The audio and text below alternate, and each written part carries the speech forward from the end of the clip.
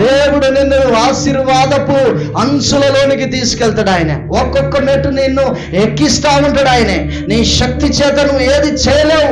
ఇప్పటి నుండే నువ్వు చేయవలసిన ప్రార్థన, నేను అట్లా అనుకోని ప్రభువా నా వల్ల కాదయ్యా, నీ వల్ల అవుతుంది, నువ్వు చేయి ప్రభు అని చెప్పి ప్రార్థన మార్చిన. హల్లెలూయా. ఒకప్పుడు నేను భయంకరమైన అనారోగ్యంతో ఉన్నప్పుడు నేను చేసిన ప్రార్థన వేరు. చివరి దశలో వచ్చిగా నా వల్ల కాదు అని చెప్పి నేను అనుకున్నప్పుడు, ప్రభువా ఇక నా వల్ల కాదు, ఆరోగ్యవంతునవడం నా వల్ల కాదు, ఈ కష్టాల నుండి బయటికి రావడము నీ వల్ల మాత్రమే సాధ్యము, నీకు మాత్రమే సాధ్యము, నువ్వు మాత్రమే చేయగలవు, నన్ను నా కుటుంబాన్ని విడిపించటకు నువ్వే సమర్థుడవయ్యా అని చెప్పి దేవుని సన్నిధిలో మార్చి ప్రార్థన చేయడం ప్రారంభం చేసినప్పుడు, మీరు సమ్మతించిన మాట వినే ఎడలా భూమి యొక్క మంచి పదార్థములు మీరు అనుభవిస్తారు, లేదా తిరగబడిన ఎడలగా ఖడ్గము పలగుదురని మాట్లాడి ఉన్నాడు ఆయన. గట్టిగా చప్పట్లు కొట్టి ప్రభు నామాన్ని మహిమపడదాం.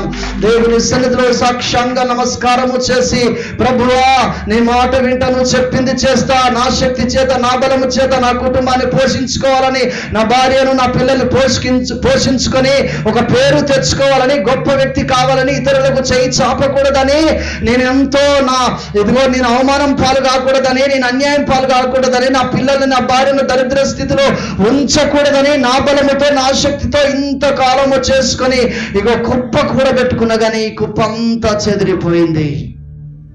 ఈ కుప్ప అంతా చెదిరిపోయింది. ఈ కుప్పను మరలా కూడగొట్టడం నా వల్ల కాదు, నేనేం చేయాలి చెప్పు అని ప్రార్థించాను. హల్లెలూయా.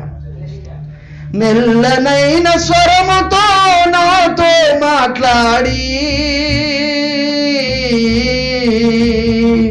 మెల్లనైన స్వరముతో నాతో మాట్లాడి, బాగు చేసినావే నీకై నిలబెట్టినావే, బాగు చేసినావే నీకై నిలబెట్టినావే, నెమ్మదితో పడుకున్నా యేసయ్యా, నిదురలేని రాత్రులను జ్ఞాపకము చేసుకొని